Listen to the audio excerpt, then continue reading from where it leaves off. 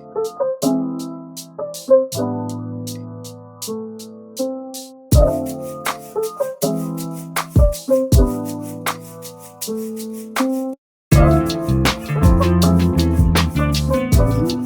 numéro 10 de Back Podcast. Aujourd'hui, nous avons Monsieur Eric Boma, un homme d'affaires, entrepreneur, multinational, qui a travaillé sur 5-6 continents presque.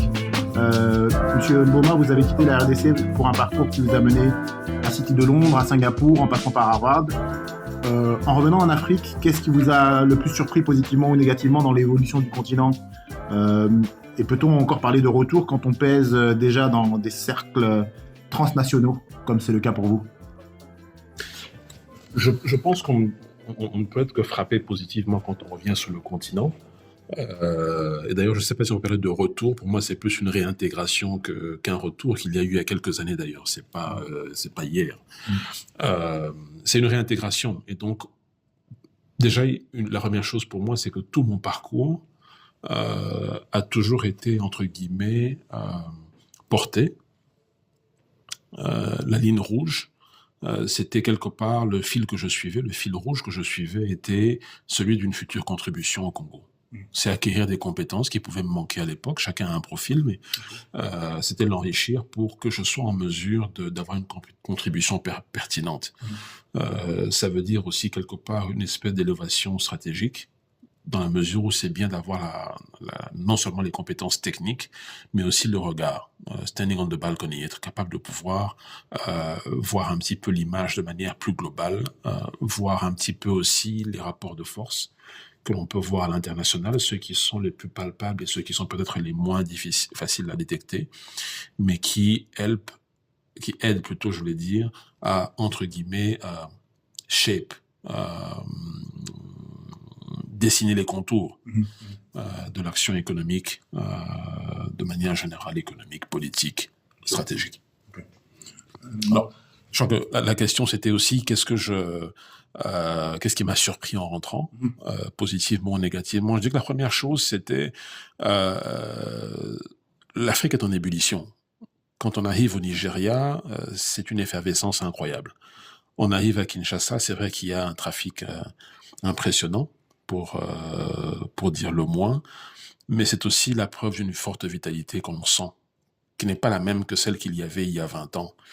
Donc ça, c'est des choses qui sont plutôt, qui touchent de manière intéressante. On voit de la vitalité, on voit des gens qui sont des entrepreneurs, des innovateurs, mais aussi le revers de la médaille, c'est qu'on voit des pesanteurs. On a le sentiment que l'administratif ne suit pas toujours, que parfois l'administratif devient une barrière.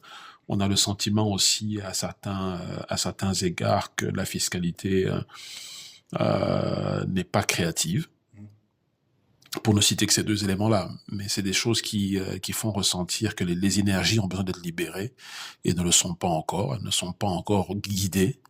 Voilà, il y a des choses qui traînent un peu et ça peut être frustrant.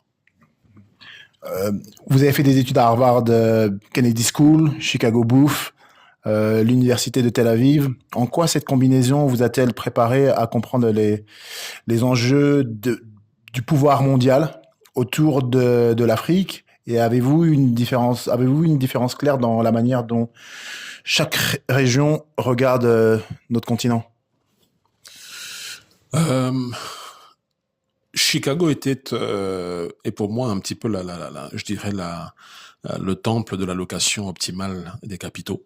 Parce que c'est quand même un parcours exceptionnel en termes de diversité et d'élite quand même. Il n'y a pas énormément de Congolais qui ont eu cette combinaison d'éducation internationale. Il y en a, mais il n'y en a pas des masses non plus.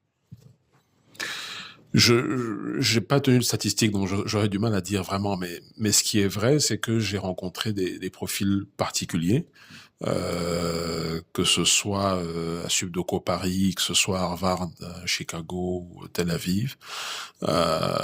J'ai vu des profils particuliers dans toutes ces institutions. Chacune a une personnalité spécifique. Je pense que Subdeco Paris, c'est la rigueur de la gestion à la française. Il y a beaucoup de rigueur, il y a beaucoup d'anticipation. Je dirais que qu'Harvard était davantage peut-être le lieu où je prenais la dimension des politiques globales, d'une influence planétaire. Chicago, je parlais de Chicago tout à l'heure comme étant le lieu pour moi de l'allocation de capital optimale. Mais des endroits comme Tel Aviv, les programmes liés à Tel Aviv, j'en ai suivi un et c'était intéressant parce que c'est là que je m'intéressais aussi à l'intelligence économique. Et c'est intéressant de voir que oui, on peut puncher above your weight. On peut faire face à plus grand que soi si on s'en donne la stratégie, on s'en donne l'énergie et l'intelligence, on arrive à faire des choses assez extraordinaires. En tout cas, c'était le sentiment que l'on a quand on passe du temps dans les différentes, je dirais, les différentes opportunités qu'on rencontre dans cet environnement-là. Donc voilà, mais tout cet assemblage, je dirais que je ne sais pas si on peut dire que c'est nécessaire. Mais c'était particulièrement utile pour moi parce que ça enrichissait mon regard. C'est un petit peu comme si c'était différentes couches de ma lentille et qui font que on peut, je pense, à ce moment-là, développer la capacité peut-être d'avoir une perspective multidimensionnelle sur les mêmes sujets ou être capable de pouvoir apprécier des challenges avec différentes perspectives. Vous parliez tout à l'heure du Nigeria et vous parlez aussi de l'inclusion financière. Il y a quand même une grande dichotomie entre l'Afrique francophone et anglophone. Et on a l'impression que le développement de l'Afrique, en tout cas anglo-saxonne, est beaucoup plus rapide. Et qu'en Afrique francophone, particulièrement dans un pays comme la RDC, on est encore très très lent justement à capter les capitaux dont vous parlez. On entend très peu Wall Street, on entend très peu pays du Golfe, alors qu'on est un pays qui a énormément d'actifs à développer et qui ont besoin de capter des capitaux privés à l'échelle internationale et peut-être même sûrement dépasser le cadre Fonds monétaire international, Banque mondiale, parce que c'est uniquement le cadre dans lequel on a été mis, où on a voulu rester sur les dernières décennies, et on arrive à un point d'inflexion où il va falloir sortir de ce schéma-là, et d'autant plus que les marchés le demandent, et qu'il y a beaucoup plus d'argent sur les marchés que le marché peut en absorber, et cet argent-là et ces capitaux-là ne demandent qu'à être investis. Donc il est anormal qu'un pays comme la RDC ne puisse pas justement se positionner sur les marchés, en Arabie Saoudite, à Wall Street, à la Silicon Valley, qui ont besoin d'ailleurs des métaux congolais, et toujours rester dans un schéma qui est ancien et qui est dépassé et qui n'est pas 21e siècle. Qu'est-ce que vous en pensez par rapport à ça? En fait, l'observation et les remarques qui viennent de cette question m'interpellent, parce qu'il y a d'abord un premier aspect pour moi que je n'ai peut-être pas abordé un peu avant, mais pour les États-Unis aujourd'hui, nous sommes une réponse à un positionnement stratégique, l'accès à des ressources extrêmement importantes. Pour les Chinois, nous sommes des gens à inclure. Le continent est à inclure dans sa chaîne, dans sa value chain, tout en bas de sa value chain, sans penser davantage à autre chose. Pour les Européens, nous sommes une zone parfois de risque à gérer et à contrôler. Donc, chacun a un regard sur l'Afrique dynamique, très en prise directe avec leurs problèmes, même si on ne le dit pas. Mais l'Afrique est positionnée par rapport à ces éléments-là. Je le souligne parce que je pense que c'est important même pour la suite. Oui, anglophone, je crois qu'il y avait aussi un positionnement anglophone-francophone. Dans cette dynamique-là et dans cet environnement, l'Afrique francophone a des challenges. La première des choses, par exemple, c'est que on est à Kinshasa. Pénétration bancaire, c'est 10%. Quand on est au Kenya, quasiment 90% de la population a accès à des produits financiers numériques. Ça, c'est énorme. C'est un quantum extraordinaire par rapport à la réalité et aux besoins d'inclusion financière.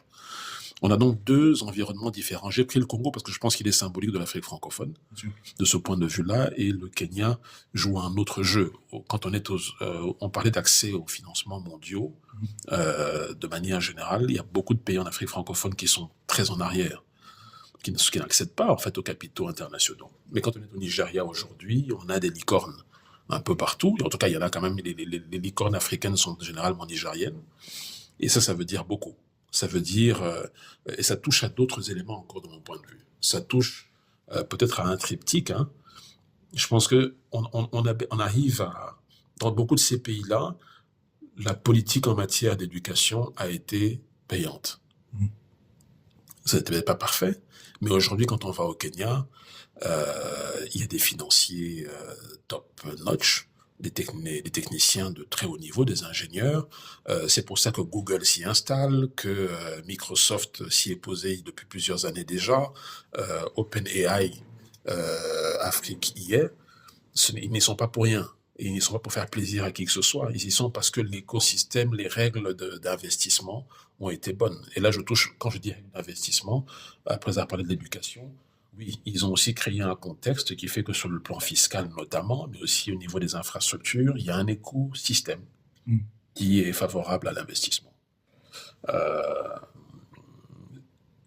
Ils sont connectés au monde, hein, parce que je crois que on voit l'initiative qui se passe au Botswana aujourd'hui, c'est s'inspirer de Singapour, c'est s'inspirer de Maurice, c'est venir implanter chez soi les conditions qui fait que tout le monde veut, en tout cas beaucoup d'acteurs veulent investir en Afrique, mais s'opposent dans ces pays-là. Donc ça, c'est important. Il y a un troisième aspect qui me semble être aussi nécessaire dans ce triptyque, c'est la capacité à faire éclore des champions nationaux. Totalement. Et les champions nationaux, ils doivent participer ou comprendre les règles de l'économie mondiale, de la gestion d'une entreprise selon les standards internationaux. Si on veut avoir le début du commencement d'un espoir, d'avoir des acteurs qui prennent pied dans l'économie mondiale, sont capables de pouvoir attirer des investissements sérieux. Et je crois que le problème va se poser à beaucoup de pays, peut-être qu'on en parlera à un autre moment, mais les investisseurs n'obéissent pas à des diktats. Le seul diktat en fait qui marche avec eux, c'est celui de l'accueil des capitaux et de leur capacité à bouger selon l'attractivité relativement plus intéressante qu'ailleurs, si c'est le cas. Mais ils veulent pouvoir bouger. Et les capitaux ne viendront que dans ces conditions-là. Donc pour moi, c'est ces trois éléments-là qui sont essentiels. On a parlé capacité à développer des champions nationaux. On a parlé de créer un environnement accueillant pour les affaires. Et troisièmement, c'était la formation, le capital humain. Il faut un capital humain de qualité, et ça ne se crée pas en 2 jours. C'est le travail de facilement au moins une décennie, 2 ou 3, pour arriver à avoir la base nécessaire pour attirer des investissements de qualité. Et voilà.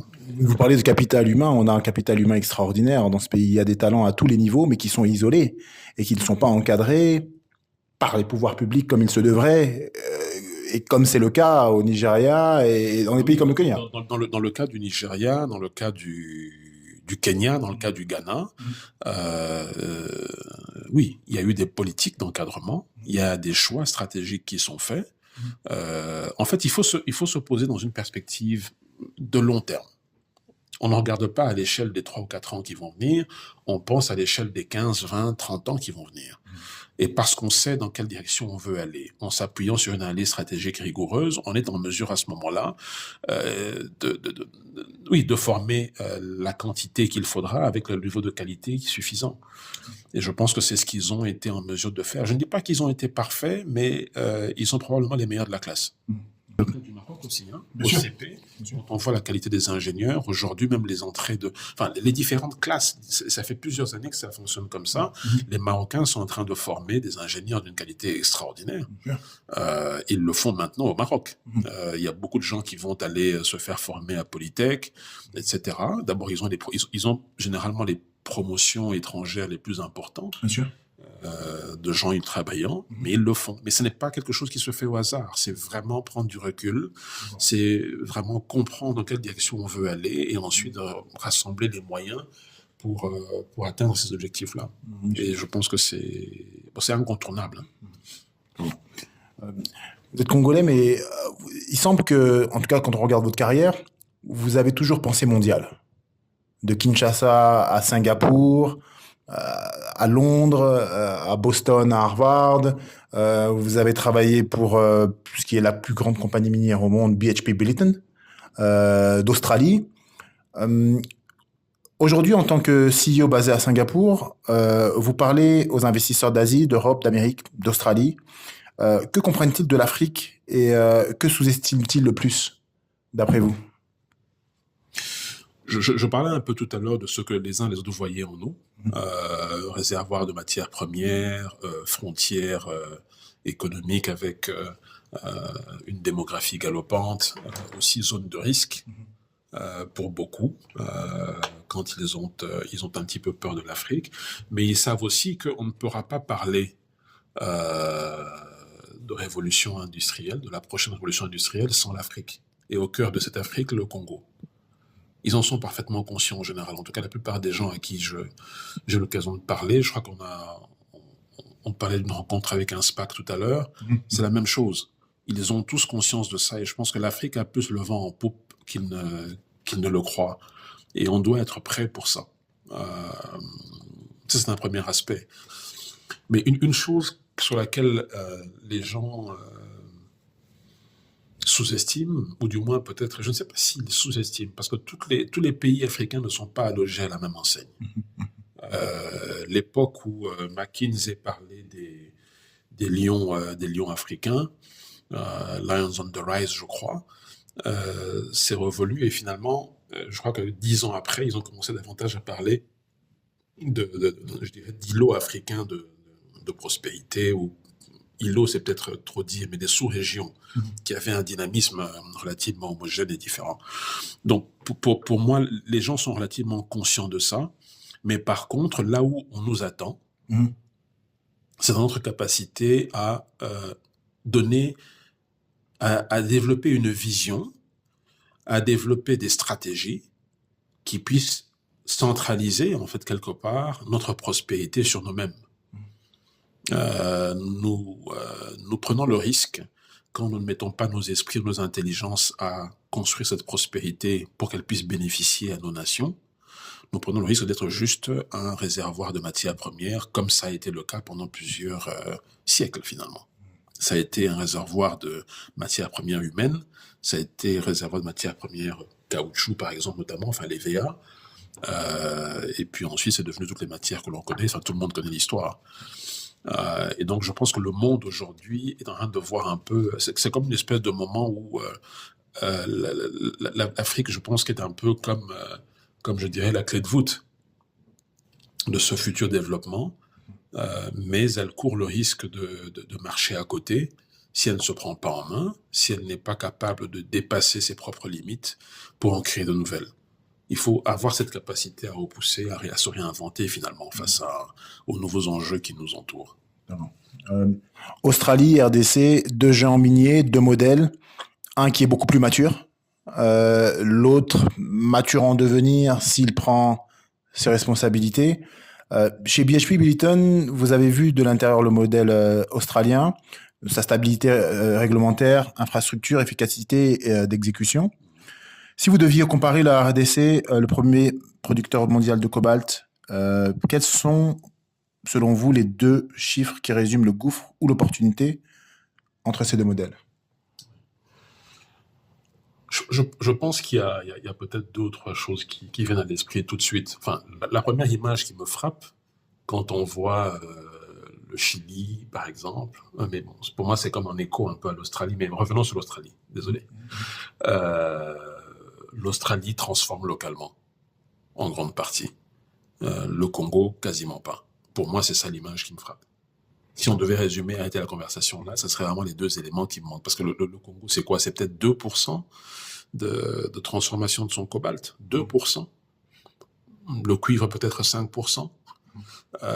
Et de l'autre côté, en Australie, on n'est pas loin de parler de 65 à 70% au moins de transformation. Et au Chili, les chiffres sont similaires? Au Chili, ça va être un petit peu moins, mais c'est pas très distant. D'accord. Donc il y a quand même un travail énorme qui est fait de l'autre côté. Le Congo, je lisais qu'on ne formait pas plus de 1000 ingénieurs par an. Il y a quasiment aucune grande école de mine, alors qu'il devrait y en avoir dans toutes les provinces, dans un pays comme ça. Oui, ça choque un peu d'ailleurs. Donc on est quasiment à ça, peut-être 1 millier de personnes, alors qu'on est quasiment à des trentaines de milliers ou autres dans certains pays qui nous sont proches. Donc il y a un énorme travail à faire, et je crois que peut-être qu'on l'abordera peut-être à un autre moment, mais face aux enjeux qui viennent, je crois que ça doit faire partie d'une planification particulièrement stricte que d'anticiper ça. Il y va de toute l'ambition que le Congo doit se donner. Je pense que nous n'avons pas encore écrit notre histoire dans ce domaine-là. L'actualité est assez dense.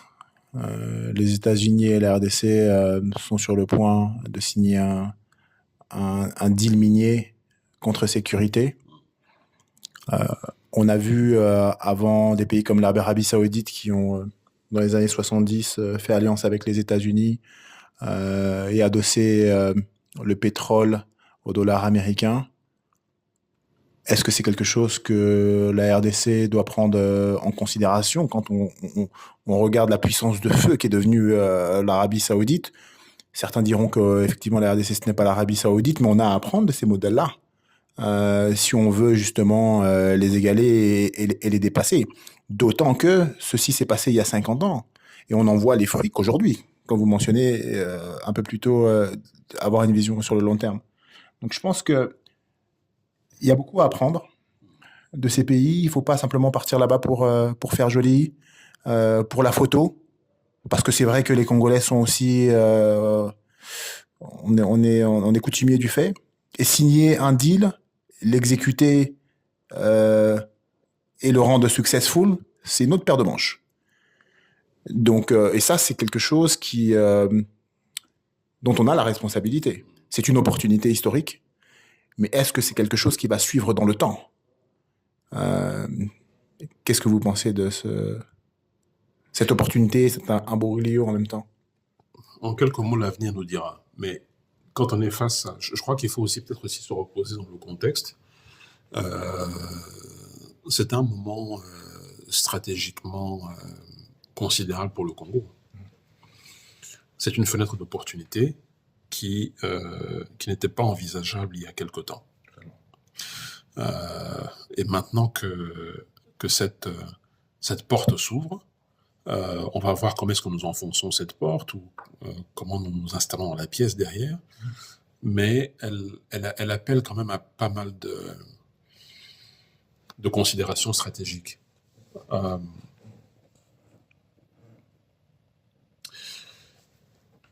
Je crois qu'il faut prendre du recul.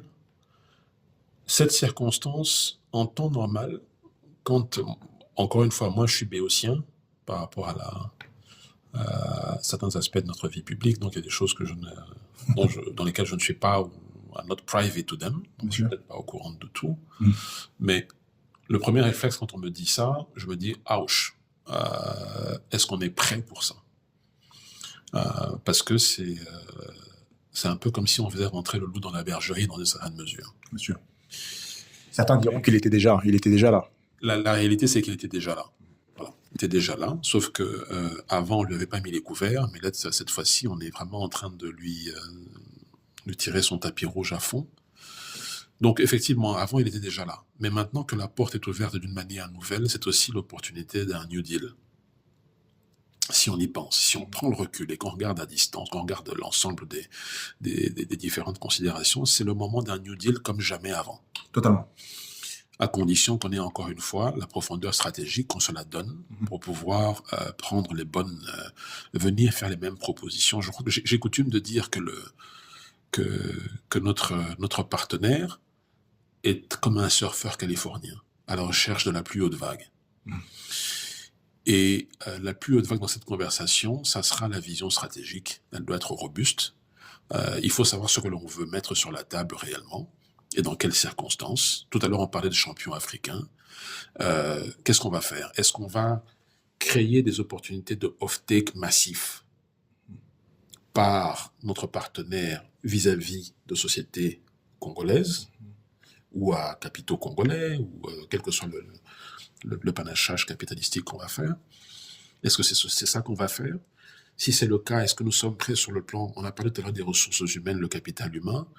Le but pour moi, c'est pas qu'on ait des milliers de Congolais qui soient des employés là-bas. Le but pour moi, c'est d'utiliser cette opportunité pour créer un vrai effet de levier, pour créer une situation de catalytique pour qu'on puisse développer beaucoup d'autres choses. Nous avons des enjeux infrastructurels qui sont importants. Par exemple, le cas de développer Lobito, le corridor de Lobito est fantastique. Mais il faut aussi faire de la gestion de risque dans ce genre de circonstances. Il faut penser à quelles sont les différentes alternatives que l'on met en place pour renforcer cette option. En clair, y a-t-il d'autres axes qu'il faut aussi renforcer et développer pour pouvoir convoyer du minerai? Mais c'est aussi l'opportunité pour les Congolais de rendre l'opportunité minière comme étant un vrai facteur de développement et d'enrichissement. On dit qu'on a un facteur de 1 pour 1000 dans la part que le Congo tire quand une tonne de cuivre quitte ses côtes. Ça veut dire que la richesse, elle est massivement dans d'autres étapes de la chaîne de valeur. Il faut que nous créions la richesse ici. Pour être en fait ce partenaire privilégié, il faut être un partenaire qui est capable de pouvoir mettre en œuvre un certain nombre de structures. On a parlé d'infrastructures tout à l'heure, l'électricité sera nécessaire, il faut massivement investir là-dedans, ça ne va pas être de la blague. Il ne faut pas qu'on ait des circonstances où on a fait les choses à moitié. Il faut on a parlé d'ingénieurs tout à l'heure, il faut les avoir pour faire ça. Mais ça ne suffit pas, il faut regarder bien plus loin, parce que pour moi, ça va aussi loin que mettre en place en RDC une machine d'exploration minière qui permette à la RDC de maîtriser la connaissance. On doit avoir la connaissance. On a un CAMI aujourd'hui, mais il faut lui donner des moyens démultipliés, décuplés. Parce que si on est capable de savoir exactement ce que nous avons et où nous l'avons, dans quelle quantité, dans quelle qualité, on peut décider. À ce moment-là, on est en position plus forte pour mieux négocier ce qu'on est en train de faire. C'est un aspect pour moi. Mais au-delà de ça, et au-delà de tout ce que l'on pourrait faire par-dessus ça, au-delà de l'impact que l'on pourrait avoir aussi en matière de planification urbaine et aménagement du territoire, parce que je pense qu'il faut aussi penser à ça. Il faut penser aussi à comment est-ce que ce deal peut impacter positivement notre sécurité au-delà des cessations d'hostilité que l'on peut souhaiter aujourd'hui et de retour à la paix. Mais qui veut la paix prépare aussi la guerre. Ça veut dire qu'il faut être dans une posture où demain, les mêmes écueils ne se reproduiront plus, ou en tout cas les mêmes causes n'entraîneront pas les mêmes effets.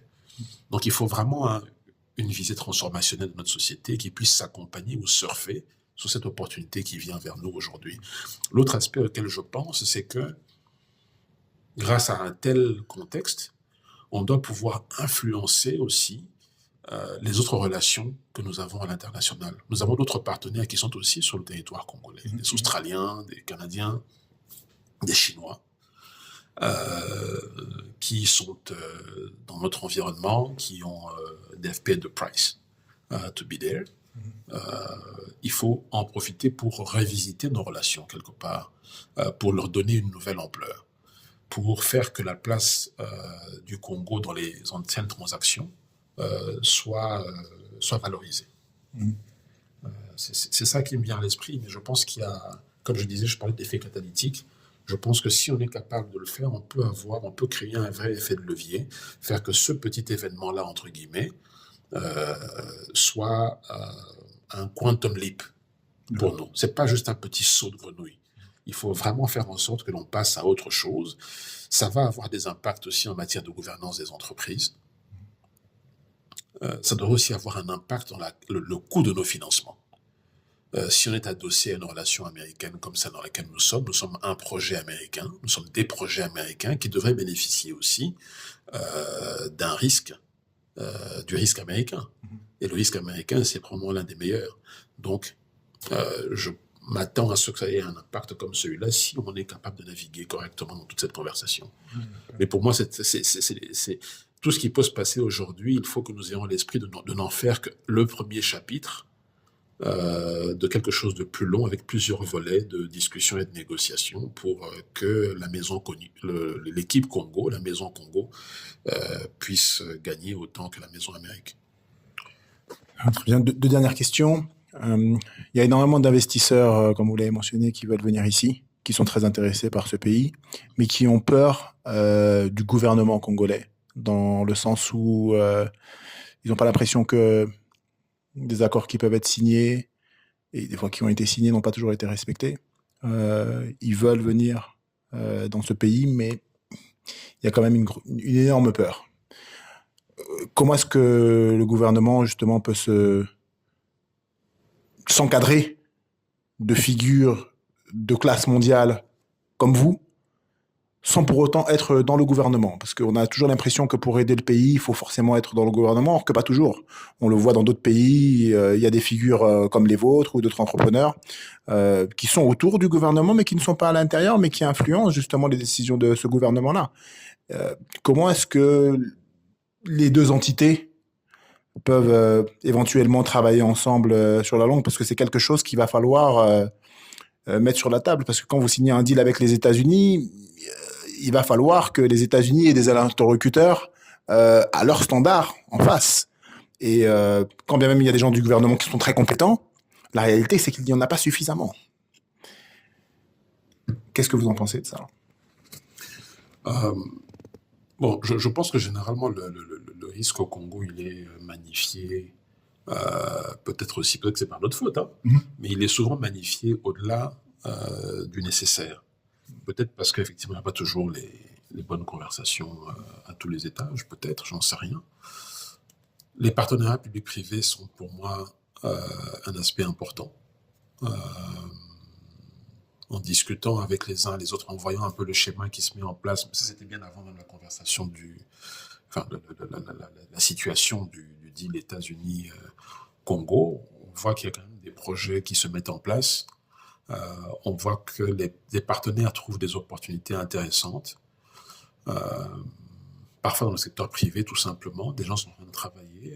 Je regardais, je suis par exemple le projet Buenasa, qui est un très beau travail que fait Monsieur Kioni et son équipe. On a besoin de ça. Moi, je pense que c'est un pays qui a besoin de 50 autres GECAMIN. Quand je dis GECAMIN, je n'ai pas en tête forcément le statut. Est-ce que ça doit être forcément privé, public, j'en sais rien, ça peut être privé, mais ça sert au Congo et ça participe à mettre en valeur le patrimoine que nous avons. Alors, qu'est-ce qu'il faut réellement? Je pense qu'il faut profiter de toutes les ressources que nous avons. On a des gens qui ont une belle expérience, je crois qu'on connaît beaucoup de différentes figures qui sont là, qui parfois sont passés dans le public, mais beaucoup ont été dans le privé, beaucoup sont partis même du Congo, parce que je connais des gens qui se sont retirés parce qu'ils n'avaient pas forcément trouvé l'opportunité de mettre en œuvre tous les projets qu'ils voulaient. Mais je pense qu'il faut faire un peu appel à tout ça, à des gens ils sont pas tous nécessairement formés à l'international, hein, des gens qui sont formés aussi à Kinshasa. Totalement. Qui ont développé une très très belle expérience et qui peuvent aider à véritablement transformer notre environnement et nous aider à nous élever encore plus. Je crois que c'est compter un peu sur toutes ces forces-là, travailler sur la transmission. Pour moi, c'est pour ça que tout à l'heure j'évoquais, pour moi il y a vraiment tout un aéropage, tout un champ de différentes compétences qu'il faut mettre autour de la table pour que toutes les discussions que nous avons soient pertinentes et qu'on en tire le plus grand profit. Je dis dans le secteur privé, vont comprendre comment les secteurs américains vont fonctionner parce que je crois que ça ne sera pas vraiment un exercice public. Je ne crois pas qu'il y aura des entités d'État américaines qui vont venir investir. Ce sera généralement des entreprises privées. C'est correct. Et ils auront sûrement besoin de travailler avec des gens qui comprennent leur gouvernance et la flexibilité dont ils ont besoin. Donc par rapport à ça, je dirais qu'il faut avoir cet effet de miroir. Je pense qu'on est dans un secteur plutôt... quand on travaille avec des Chinois, les Chinois, c'est souvent des entreprises d'État qui sont venues. Donc, il y a aussi cette différence-là. C'est que les formules que l'on a peut-être eues avant ne doivent pas être celles qu'on doit forcément développer ou déployer pour les prochaines étapes. Et par rapport à une des questions qu'on se posait au début de cette conversation, pour moi, se lancer dans dans des négociations, ça exige aussi de faire un petit retour en arrière. C'est faire un peu le bilan. On a eu les partenariats chinois, au-delà de tout ce qui peut être purement politique, mais sur le plan minier lui-même en soi, sur le plan du patrimoine congolais et de la satisfaction de nos partenaires, de nos clients. Quel est le bilan? Qu'est-ce qu'on peut en dire? Ont-ils eu ce qu'ils étaient venus chercher? Avons-nous eu ce que nous voulions chercher? Le travail s'est-il déroulé de la manière qu'il fallait? Est-ce que c'était optimal? Est-ce qu'aujourd'hui on peut dire qu'on a pu former grâce à ça davantage d'ingénieurs congolais? Quelle était la contribution à ce niveau-là? Est-ce que nous avons pu... comment est-ce que le Congolais lambda en a profité? Est-ce qu'il y a eu beaucoup d'emplois de créés? Combien? J'en sais rien. J'ouvre ma tête là. Je suis en train de me poser la question de quel est le bilan que l'on peut avoir eu grâce à ça et qu'est-ce que l'on peut tirer comme conclusion de cette expérience-là pour continuer à faire certaines choses ou les corriger. Mais il faut qu'il y ait une phase comme ça de diagnostic très honnête pour aller derrière. Si on veut demain être dans des co-ventures, dans des joints aventures avec certains partenaires, on veut être coté sur les places boursières internationales. Je parlais de gouvernance tout à l'heure, ça va être vraiment important. C'est pas juste des mots en l'air. Il va falloir savoir comment est-ce qu'on veut opérer. Et ça c'est tout un chantier pour moi, auquel il faudrait associer autant le secteur privé qui a l'habitude de ce genre de contexte que les autorités politiques, parce qu'elles auront un rôle important pour porter un certain nombre de règles lorsqu'il faudra en établir certaines. Nous n'avons pas de stock exchange au Congo. Est-ce que c'est pas le moment de commencer à penser à un stock exchange qui serait une extension soit du Nasdaq, soit du Toronto? Qu'est-ce qu'on fait par rapport à ça? Nous n'avons pas... Du Metal Exchange à London. Exactement, l'EMI. Peut-être que c'est aussi le moment de penser à d'autres aspects. Le jumelage des universités, la multiplication des diplômes qui seraient alignés avec tous ces besoins-là. Je me souviens qu'à l'époque, dans mes années BHP Billiton, quand nous allions rencontrer certains pays et que nous étions intéressés par certaines matières premières, dans notre plan stratégique, parfois ils croyaient avoir 2 unités de quelque chose alors qu'ils en avaient 10. Ça me ramène encore à ce que je disais au départ, la connaissance est vraiment essentielle. Il faut vraiment qu'on fasse un travail par rapport à ça pour ne pas rater le train. Parce qu'il faut que nous ayons le plan du Congo, nous-mêmes.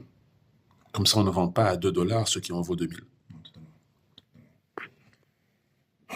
Dernière question. Le podcast s'appelle The Right Advice, le bon conseil. Est-ce que vous avez un conseil à donner à un entrepreneur au Congo, au gouvernement?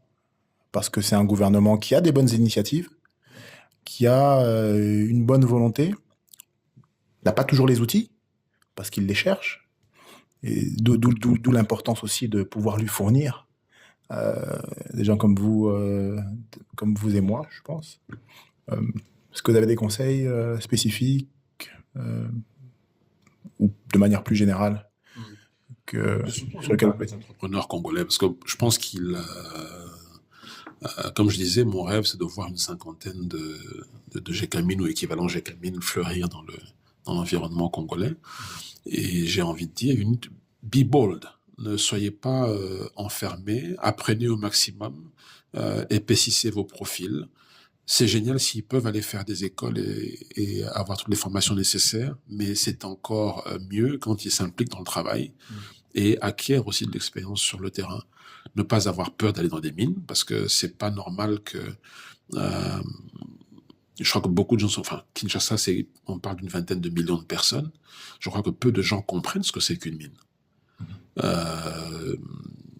Je vois des institutions essayer bien sûr de changer ça, mais les gens ne savent pas ce que c'est qu'une mine. Les gens ne savent pas ce que c'est que le travail d'exploration minière. Ils ne savent pas ce que c'est que de construire une mine avec toutes les implications, les risques que ça entraîne. Ils ne savent pas que ça peut prendre 15 ans pour passer de la découverte d'un projet potentiel jusqu'à sa confirmation et à la construction justement de la mine dont je parlais. Je passe le travail d'exploration qu'il y a à faire en géochimie, en géophysique. Mais, et puis derrière, The Life of Mine, quand j'étais à BHP, on voulait 50 ans d'avance sur les autres. Ça veut dire qu'on dépensait un montant incroyable pour faire tout ce travail d'exploration, pour trouver des mines géantes. Le Congo a arrêté, enfin, particulièrement les entreprises d'État, l'exploration depuis 25-30 ans.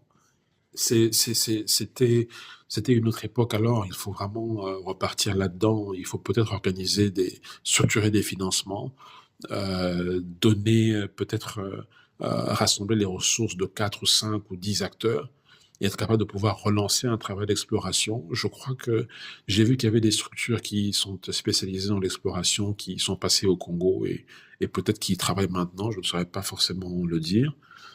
Mais on a besoin de ces compétences-là in-house. BHP Billiton avait BHP Mineral Exploration. On a besoin d'avoir des entités comme ça qui soient, comme je le disais il y a 2 secondes, in-house, parce que c'est le nœud de tout. C'est la clé de voûte. Si vous n'avez pas ça, vous ne comprenez pas. C'est pareil, hein, c'est comme si vous laissiez des... Enfin, comment est-ce que je pourrais le dire d'une manière qui soit illustrative et claire? C'est être assis sur un trésor et ne pas savoir ni ce qu'on a, ni combien on a. C'est comme une maison qui fonctionne sans budget, mais qui dépense dans un autre angle. Hein. Ça pourrait être ça. Donc on a des choses particulières, on a des choses stratégiques. Aujourd'hui, l'économie de demain ne marchera pas sans nous. C'est ce qui fait que le moment stratégique est très bien choisi. Il faut dire coup de chapeau hein, de ce côté-là. Le moment stratégique est bon pour ça, mais pour que ce soit un vrai succès, il faut y mettre de la stratégie. Je sais qu'on a beaucoup répété ce mot ce soir, mais pour moi, il n'y a pas photo. Il faut fonctionner avec les outils, même des autres camps. Je suis sûr qu'en face des Congolais, il y aura des gens chevronnés qui ont déjà négocié des centaines, voire des milliers de fois en tout cas, des enjeux similaires et parfois différents, mais qui font que l'équipe qui négocie le mieux gagnera. Voilà, donc ce qu'il faut faire, c'est qu'on ne soit pas là pour perdre et qu'on travaille pour gagner. En tout cas, je vous remercie, Monsieur Mboma, de m'avoir accordé votre temps. Je pense qu'il va falloir rester positif pour ce pays, on n'a pas le choix. Non, absolument. Je pense que je pense qu'on a une génération, j'entends souvent du découragement. Qui peut s'expliquer. Qui s'explique, absolument, c'est pertinent, parce que les gens font un constat. Ils se disent, ça fait 65 ans on va bientôt fêter nos 65 ans d'indépendance. On est là depuis 65 ans, mais what do we have to show for it? Quel est le résultat? Qu'est-ce qu'on a fait de bien ou de pas bien? Je pense qu'il y a une courbe, il y a une espèce de tempo qui nous est propre, qui est particulier au Congo, même en Afrique. Personne n'a un pays de 2 350 environ 1000 km². Personne n'a ça. Personne n'a tout le tableau de Mendeleïev sous les pieds, comme nous. Et dans les quantités que nous avons et la qualité que nous avons. On est très, très particulier. La qualité du cuivre au Congo n'est pas la même que celle au Pérou ou au Chili. Quand bien même il y a... Même quand vous passez la frontière zambienne, on ne parle plus de la même chose. Donc, on dit souvent que les frontières sont aléatoires, mais clairement, là, il y a une rupture. Pourtant, c'est le même filon. C'est pratiquement le même filon, je crois, mais notre versant, en tout cas, de ce filon est extraordinaire. Et je crois que nous n'en avons pas conscience, nous-mêmes collectivement. C'est pour ça que je disais qu'on ne connaît pas les mines. Je crois que pratiquement tout le monde ici, un peu comme ça se passe en Australie, devrait quasiment avoir une culture minière assez forte. Mais c'est là où nous sommes aujourd'hui. On est un pays avec toutes les matières, et je pense que nous ne connaissons pas le tiers du quart de la moitié de ce que nous devrions savoir.